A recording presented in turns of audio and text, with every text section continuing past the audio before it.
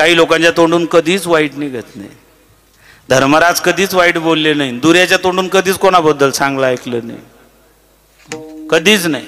काही लोकांचा स्वभाव असतो. मीच 10वी मध्ये असताना आमच्या शेजारी एक माणूस राहायचा तिकडे टाकरखेड्याला. त्याचं नाव पचक्या होतं. पचक्या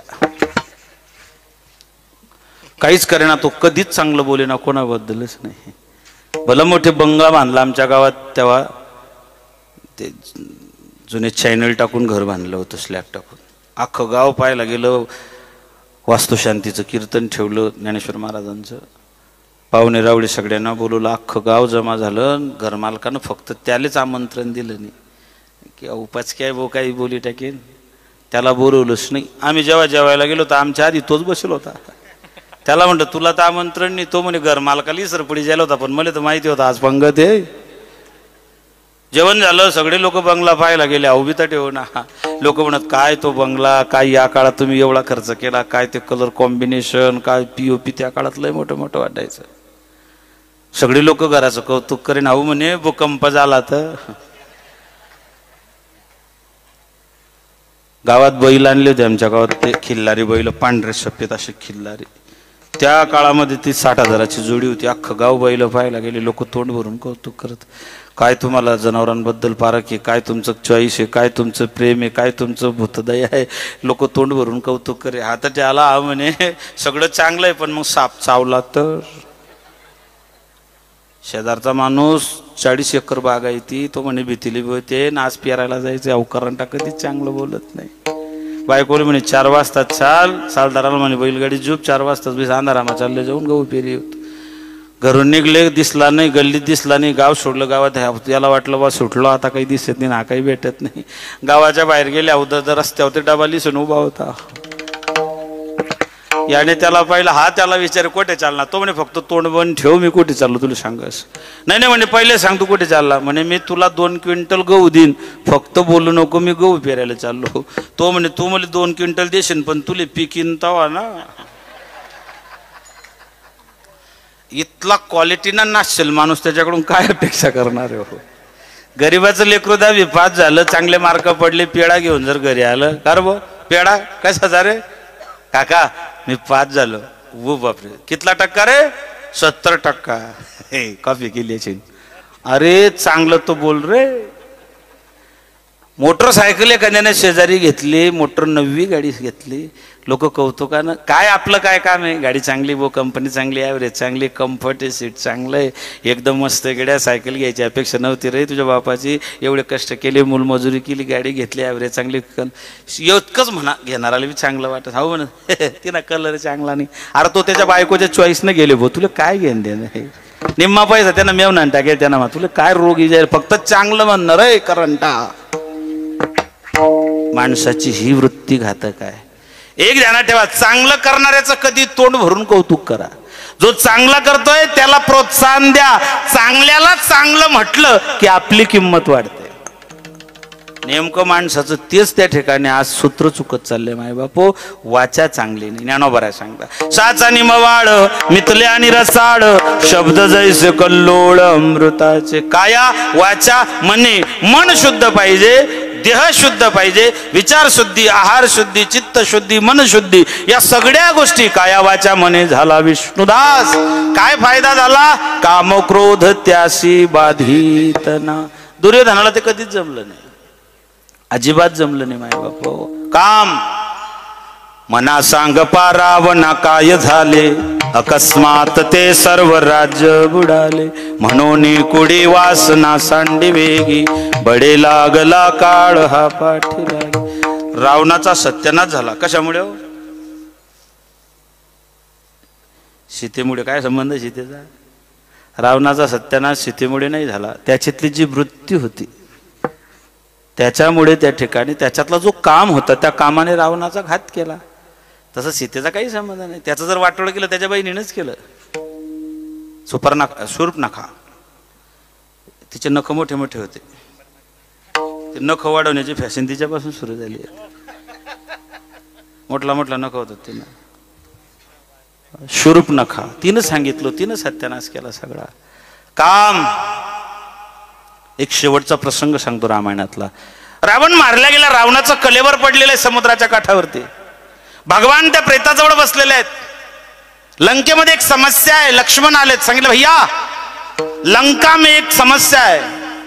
बोले लखन अब कौन सी समस्या है? रावण तो मारा गया, रावण तो मर चुका है. भैया लक्ष्मणा काय अडचण काय? म्हणले दादा अडचण अशी आहे की रावणाच्या नंतर रावणाच्या देहाला काडी लावायला कोणी नाही. भगवंतांनी सांगितलं अरे नीतिशास्त्र असं सांगतं जर मुलगा नसला तर भावाने अग्नी टाक द्यावा. त्याचे सगळे मुलं मारले गेले मान्य आहे, पण त्याचा भाऊ बिभीषण अजून जिवंत आहे, त्याच्या हातून अग्नी टाक दिलं चाललो.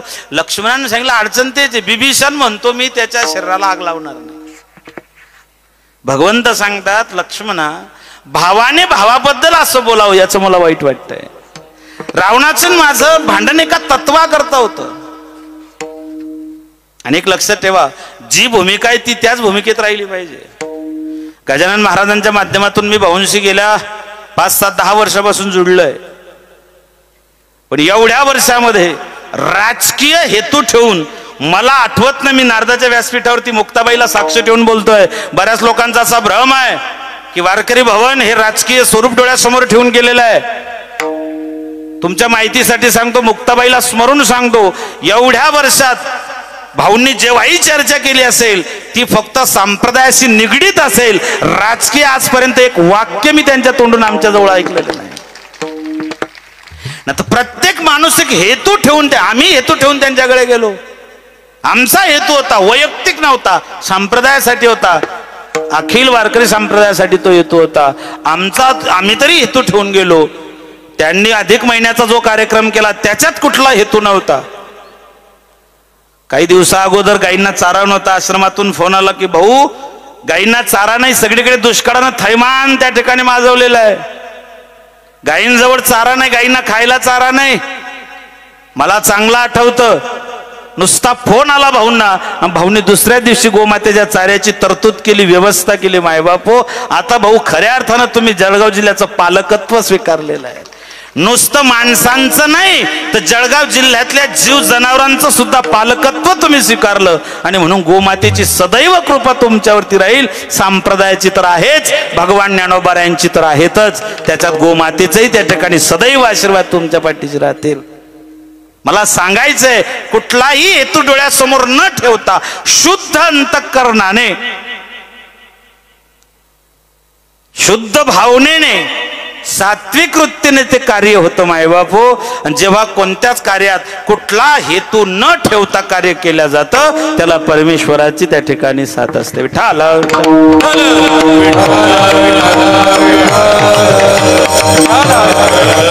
भगवान सांगतायत विभीषण लक्ष्मण, त्या बिभीषणाला जर रावणाच्या देहाला आग लावायला लाज वाटत असेल तर त्याला म्हणावं ज्या दिवशी तुला रामाने भाऊ मानलं त्या दिवशी तुझा भाऊ सुद्धा माझा भाऊ झाला.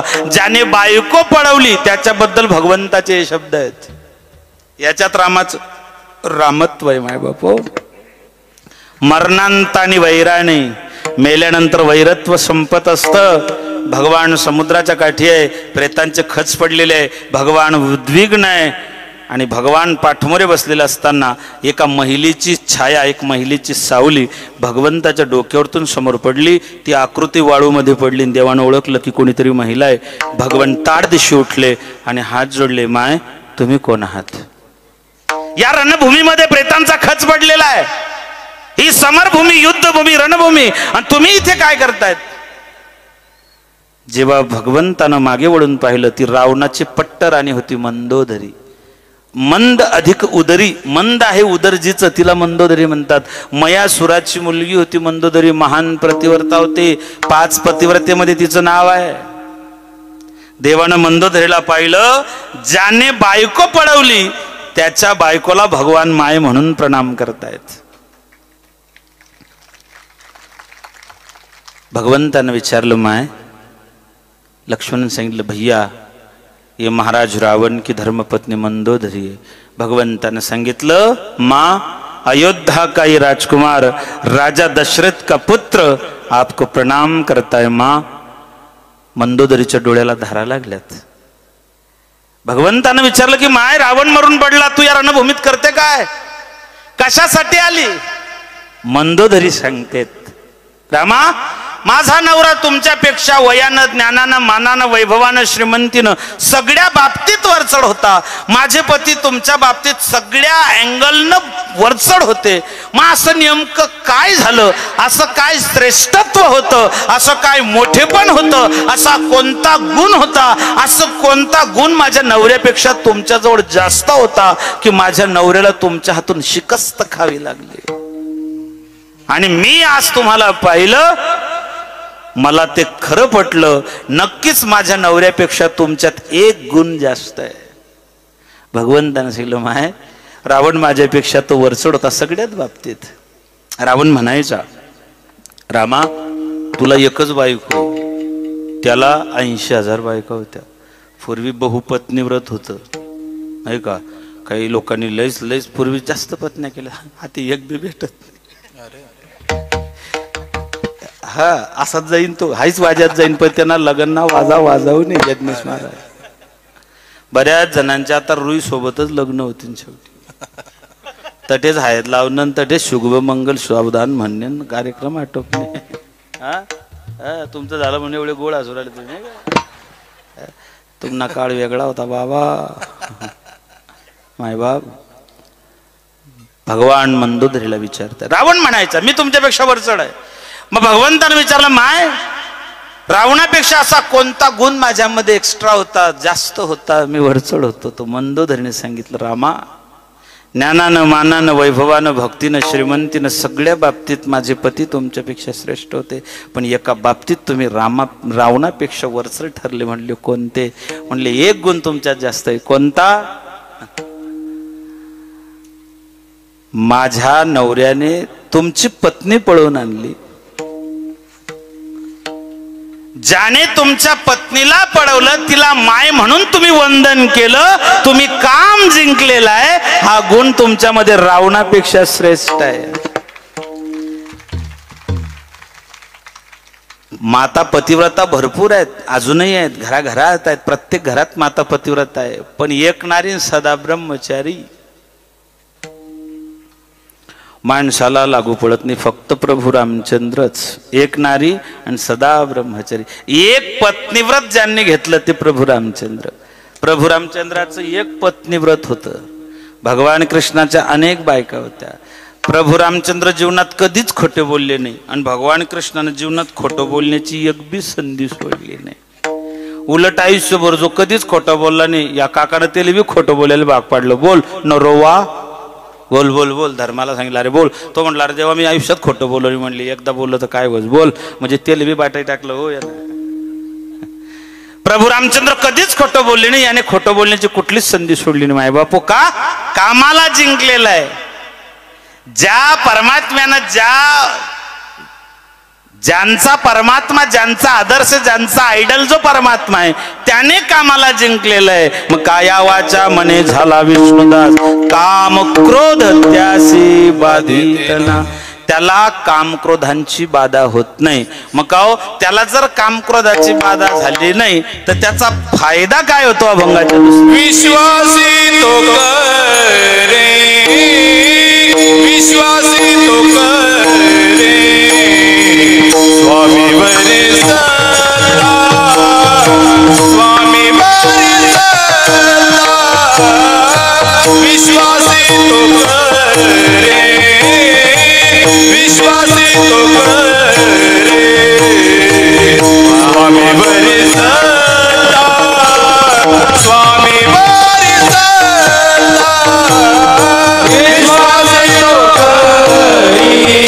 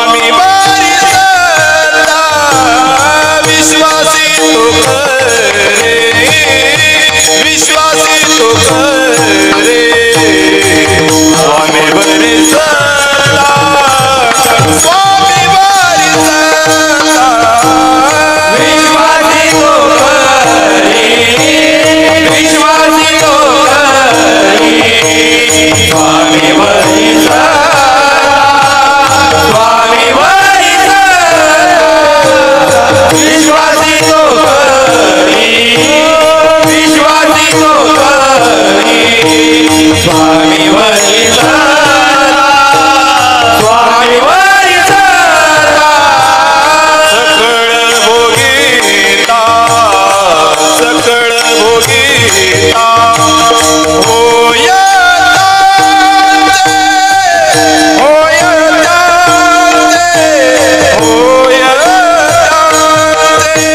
विश्वासी तो करे विश्वासी तो करे स्वामी वारी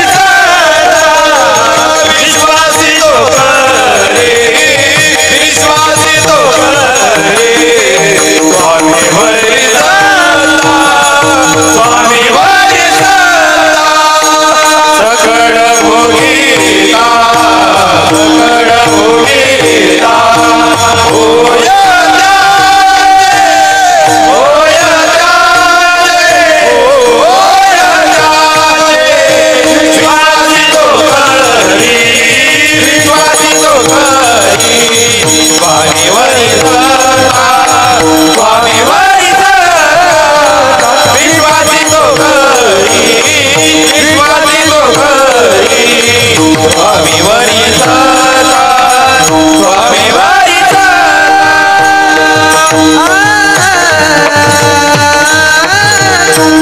फायदा काय झाला विष्णुदास होण्याचा? काम क्रोध त्याला बाधत नाही. फायदा काय? विश्वास तो करी स्वामीवरी सत्ता. बडियाच्या अंकित आम्ही झालो लाथाडेला किंवा बळीवंत आम्ही समर्थाचे दास घातली आकाश कडी काळाशी. माय बापा विश्वास, देवावर विश्वास पाहिजे, संतांवर विश्वास पाहिजे, ग्रंथांवर विश्वास पाहिजे, आईचा लेकावर, लेकाचा आईवर, बापाचा मुलावर, मुलाचा बापावर, बहिणीचा भावावर, बायकोचा नवऱ्यावर, नवऱ्याचा बायकोवर, शिष्याचा गुरुवर, भक्ताचा देवावर, पेशंटचा डॉक्टरवर विश्वास पाहिजे. विश्वास विश्वासच राहील नाही आता एकमेकावर. भरोसा राहील नाही. भरोसा विश्वास. पूर्वी किती विश्वास होता हो. जुन्या काळामध्ये आपले आजोबा पंजोबा जर जळगावला बाजाराला निघाले तर घरात बोलत नव्हते. पहिला मुद्दा तर बायकोशी बोलत नव्हते. काळ बदलत चालला. लोकांनी मायबापाचे नावही बदलून टाकले. बापाचा डॅड झाला, माईची मम्मी झाली, भावाचा ब्रो झाला, बहिणीची सीत झाली. सगळ्यांचे नावं बदलवले पण अजून बायकोचं नाव कोणी बदलवलं नाही. बापाला डॅड म्हणतात, माईला मम्मी म्हणतात, भावाला ब्रो म्हणतात, बहिणीला सीस म्हणतात, पण बायकोचा बोका कोणी म्हटला का? तिने भाकर बंद पडी जाईन तिने तर. अजून बी नाही. त्याच्यात बदल करण्याची हिंमत अजून कोणाला झाली नाही, आजपर्यंत झाली नाही. माय बापा महाराज म्हणतात विश्वास पाहिजे. विश्वास. एकामेकावरती विश्वास पाहिजे. हे संपूर्ण जग विश्वासावरती अवलंबून आहे. बायकोचा नवऱ्यावर विश्वास पाहिजे. दोघं नवरा बायको पिक्चर पाहायला गेले. डॉक्टर होते, नुकतेच डॉक्टर झाले होते. बायको म्हणले पिक्चर पाहायला चला. गेले दोघं जण पिक्चर पाहायला. सावरकर. अर्धा पिक्चर झाला आणि बायको म्हणे ओ घरी चला, दाढ लेट नकते. तो म्हणला अरे मी क्लिनिक बंद करून आलो, ओपीडी बंद करून आलो आणि तुझ्यासाठी वेळ काढला ना, तुझी दाढ. ते म्हणले लई पेन होतोय हो सारा घरी, लई त्रास होतो, काय चित लागत नाही, पाहत नाही. तो म्हणला थांब मी क्लिनिक बंद करताना खिशात गोळी घेऊन आलोय. त्याने खिशात हात घातला, टॅबलेट काढली, गोळी गोल, आणि तिला सांगितलं फोडू नको, चावू नको, चकडू नको, गिळू नको, फक्त जिथे दुखतं तिथे धरून ठेव. त्याने धरून ठेवली. तिने अख्खा चित्रपट पाहून झाला. तिला एवढं बरं वाटलं. म्हणले काय माझ्या नवऱ्याचं टॅलेंट आहे खरंच. हा काय गोळी दिली मला की लगेच 10 मिनिटामध्ये पेन थांबला. पिक्चर संपला, बाहेर निघले आणि त्याने सांगितलं ते गोळी आण आता. तिने ते दाता खालून गोळी काढली ना हातावर ठेवली. गोळी नव्हती, ते शर्टाचं तुटेल बटन होतं. कशाचा परिणाम आहे वा? अहो साधा नवऱ्यावर विश्वास ठेवला तर शर्टाचं बटन गोळी म्हणून काम करून गेलं. जर भगवंतावरती विश्वास ठेवला, आहे भोळा माझा बाप, आहे भोळा माझा बाप, आहे भोळा माझा बाप, आहे भोळा माझा बाप, हे ताप, हे ताप, आहे भोळा माझा बाप, आहे भोळा माझा बाप,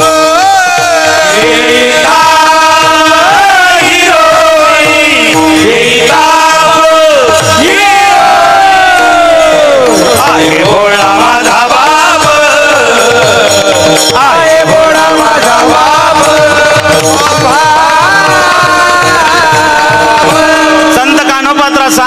काही भोळा माझा बाप घेईल ताप, तरले तरती भरवसा नामधारकाचा तो विश्वास आहे, विश्वासी तो करी स्वामीवरी सत्ता. 3 प्रकारच्या सत्ता महत्वाच्या आहेत, तसे 9 प्रकारच्या सांगितलेल्या आहेत. शरीर, मन, बुद्धी, सत्ता, लौकिक, संपत्ती, भक्ती, ज्ञान आणि एक त्या ठिकाणी तप, अशा 9 प्रकारच्या सत्ता सांगितलेल्या मायबाप हो. आणि प्रापंचिक जीवनामध्ये राज सत्तेचं त्याच्यामध्ये नंतर त्या ठिकाणी नाव येतं. या सत्ता आहेत. विश्वासितो करी स्वामीवरी सत्ता, तेवढा विश्वास आहे. महाराज म्हणता आम्ही त्याचे अंकित आहोत, त्याच्यामुळे त्याची आमच्यावरती कृपा आहे. विश्वास पाहिजे ना, डॉक्टरवरती बी विश्वास पाहिजे. त्याच्या बायकोनं जेवढा ठेवला त्याच्यावर तेवढा तर पाहिजे आपला पेशंटचा. एकाला ऑपरेशन थिएटरमध्ये घेऊन गेले, ऑपरेशन शस्त्रक्रिया सुरू होईल तितक्यात ते पेशंट स्ट्रेचर उठून बसलो, जय बजरंगबली. डॉक्टर दचके घ्या म्हणलं, काय रे भाऊ? खिशात हात घातला आणि 5-5च्या नोटा मोजायला लागलो. डॉक्टर म्हणले, हो काका 40 वर्ष झाले ऑपरेशन करतोय, ऑपरेशनाच्या आधी कोणीच पैसे देत नाही, ऑपरेशन झाल्यावर पैसा दे. तो म्हणले तुला पैसे देतच नाही, कोण ठेवतोय? तो म्हणे तुम्हाला बोल ना, इंजेक्शन देतोय त्यांना अगोदर मोजीसन ठेस. विश्वासच नाही तर गुण लागीन कसा?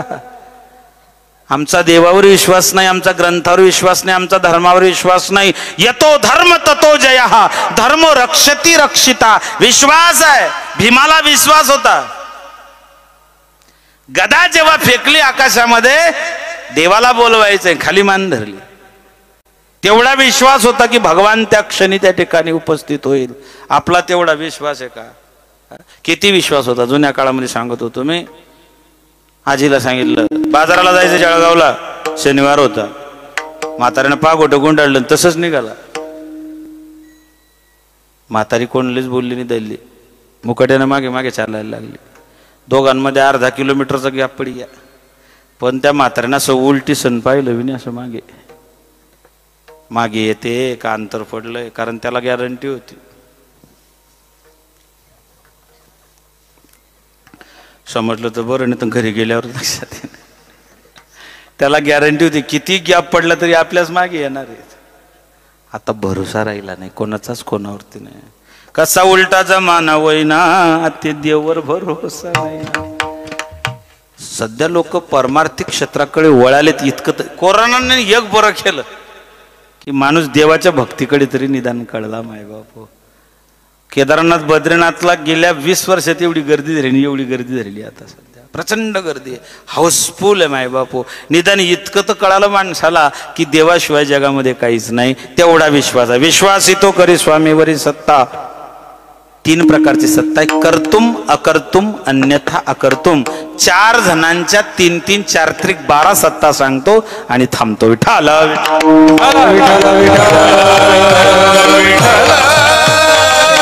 कर्तुम, अकर्तुम, अन्यथा कर्तुम. भगवंताच्या अंगी, रामाच्या अंगी, कृष्णाच्या अंगी, ज्ञानोबरायांच्या अंगी, तुकोबरायांच्या अंगी. मायका एक उदाहरण देतो. कर्तुम, अकर्तुम, अन्यथा कर्तुम. रामाच्या जीवनामध्ये या 3 शक्त्या होत्या. कोणकोणत्या? शिळा होती मनुष्य झाली, ज्याच्या चरणाचे चाली. दगडाची स्त्री झाली. अहिल्या या शब्दाचा एक अर्थ होतो परितक्त्या. परितक्त्या म्हणजे नवऱ्याने टाकून दिलेली स्त्री, असा त्याचा अर्थ होतो. अहिल्या गौतमानं टाकून दिलेली होती, असा त्याचा रामायणामध्ये अर्थ होतो. कर्तुम, अन्यथा अकर्तुम. जडी दगडासहित वह्या जसे तुकोबरायने, तसं समुद्रावरती तारी ऐसे जड, उदकावरी जो दगड. अन्यथा कर्तुम, कर्तुम अकर्तुम. आणि अन्यथा कर्तुम, वानरा हाती लंका घेवविले म्हणे तुका.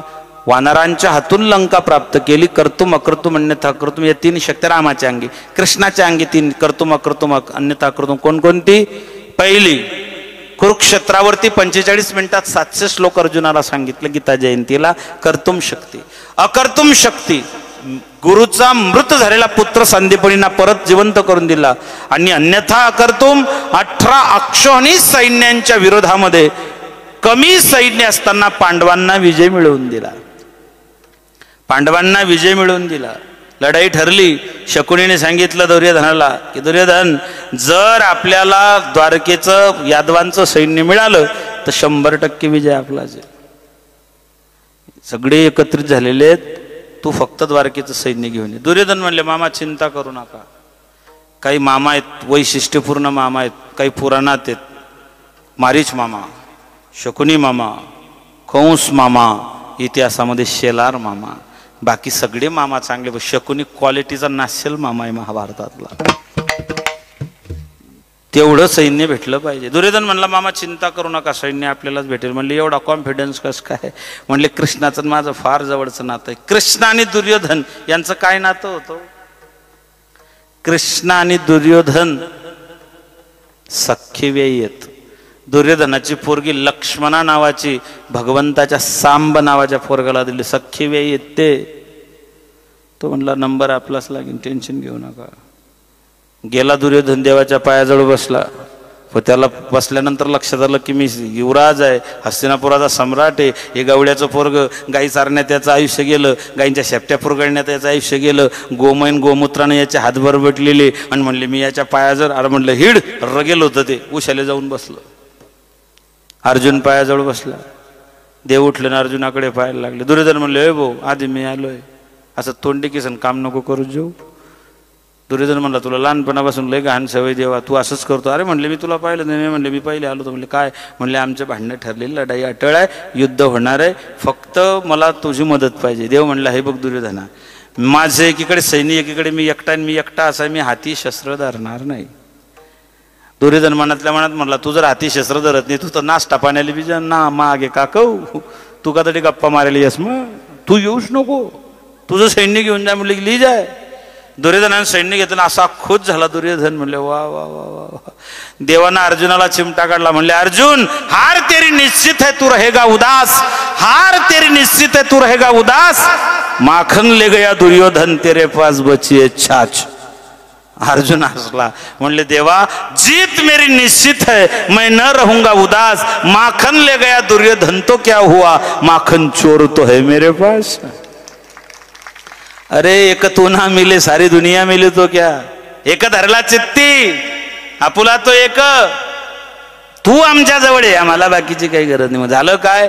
दुर्योधनानं एक भला मोठा फासा टाकला. दुर्योधनानं बलराम दादाला आपल्याकडे वळवून घेतलं. देवानं कपाळाला हात मारला. म्हणले अवघड झाला बाबा हे. हा मी सैन्य त्याला दिलं, पण मी इकडून राहिलो. या दुर्योधनाने बलराम दादाला तिकडे ओढून घेतलं. आता अवघड होईल. दादा असल्यामुळे आपल्या बऱ्याचशा गोष्टी आपल्याला करता येणार नाही उघड. मग दादाला तिथून फोडायचं कसं? दादाला काढावं लागेल तिकडून दुर्योधनाकडून, कारण दुर्योधन दादाचा शिष्य होता बलराम दादाचा. त्यांची सभा चालू होती. दुर्योधनाजवळ बलराम दादा आणि त्यांची सभा चालू आहे. भगवंतानं सात्विकीला बोलवलं. म्हणले इकडे काय? म्हणले फक्त तिथे जाय, दरवाज्यात उभा राहा आणि दुर्योधनाला ऐकू जाईल फक्त असे हाका मारके, दादा ओ दादा. दादा येणार नाही, दादा तुला बोलवतील. त्यांनी जवळ बोलवलं किंवा दादा उठून आले, काहीच बोलायचं नाही, फक्त त्यांच्या कानात सांगायचं कृष्णानं तुम्हाला जय हरी सांगलाय. अर्जंट मीटिंग चालू, आढावा बैठक चालू असेल. बलराम दादा, दुर्योधन, दुःशासन सगळे बसले होते. बठ्ठा एक वैजाला होता त्या. दुर्योधन, दुःशासन सगळे एक झाले होते ना ते. त्याच्यात बलराम दादाला घेरलं त्यांनी. सात्विकी गेला, सात्विकीनं हाक मारली, दादा ओ दादा. काय? इकड्या. अरे म्हणले मीटिंग इकड्या अर्जंट आहे. दुर्योधनाच्या भोया उचलल्या की हा तर कृष्णाचा आहे माणूस आहे, हा दादाला बोलवतो एवढ्या अर्जंट मीटिंग मधून. दादा उठून गेले. म्हणलं काय रे एवढं अर्जंट आहे काय? याने कानाजोड तोंड दिलं. म्हणलं काही नाही, कृष्णाने तुम्हाला जय हरी सांगितलंय. तुला डोका वगैरे बिंडोक, नुसतं जय हरी सांगितलं, इथला दूर लागला रे. तो म्हणे झालं माझं काम. दादा गेले. दुर्योधन म्हणे दादा, तो म्हणे कृष्णाचा. काय होतं? म्हणे काय नाही, त्याने जय हरी सांगितलं. काय खोटं बोलता दादा, नुसतं जय हरी सांगितलं, इथल्या दुरून माणूस आहे इंगा द्वारकेच. तुम्ही ध्याना आमच्याकडे पण मनानं तुम्ही तिकडे. दादा म्हणले बघ मी फटकाड तोंडाचा माणूस आहे, माहिती मला, पण मी असलं मला जमणार नाही, मी तुझ्याकडे आलेलो आहे, मी भावाला सोडलं मी इकडे आलो. म्हणले नाही नाही नाही, एवढा अर्जंट बैठक आहे, तुम्हाला काहीतरी निरोप कृष्णाने सांगितला. शेवटी दादा बळकी घ्या हो, दादा गरम डोकांनाच राहतस.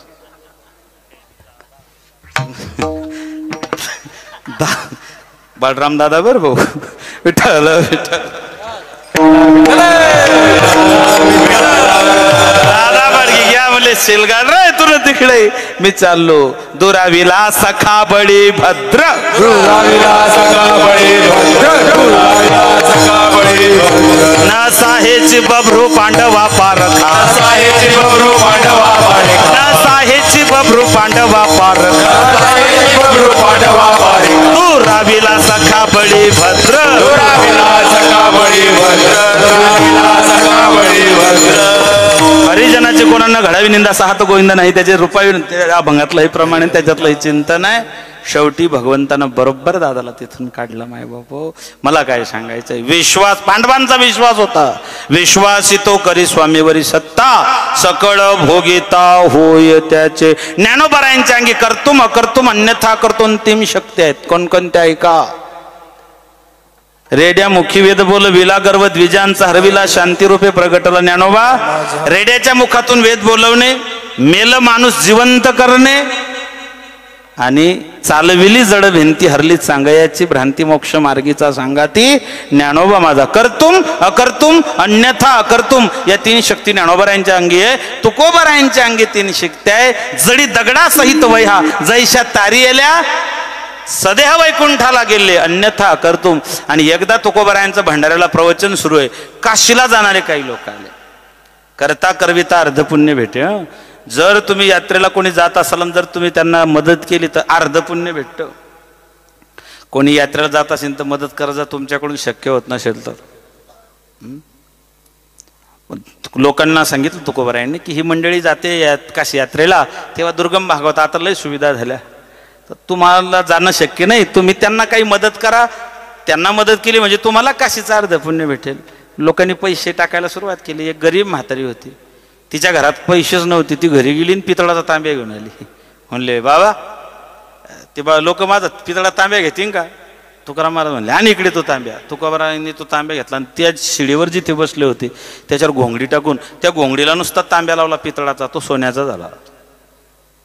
आणि तिला सांगितलं आता दे. सोन्याचा तांब्या त्या काशीला जाणाऱ्या यात्रेकरूंना दिला. लोकांनी पाहिलं ज्या बसेल होता तटे परवचनले की घोंगडीले तांब्या लावला, भो पितायना तांब्या सोना ना होई गया. बठ्ठा उठी गया तो घर. कोणी कळशी, कोणी गंगाळ, कोणी ताट तांब्या बठ्ठाला येऊन. तुकोबरायांनी पाहिलं या अवघड होईल. तुकोबरायांनी घोंगडी उचलली, खांद्यावर टाकली आणि पाहुले चालती. कर्तुम अकर्तुम अन्यथा कर्तुम या तीन शक्त्या तुकोबरायांच्या जवळ आहे. विश्वासितो करी स्वामीवरी सत्ता, सकळ भोगिता होय त्याचे. विठोबा रखुमाई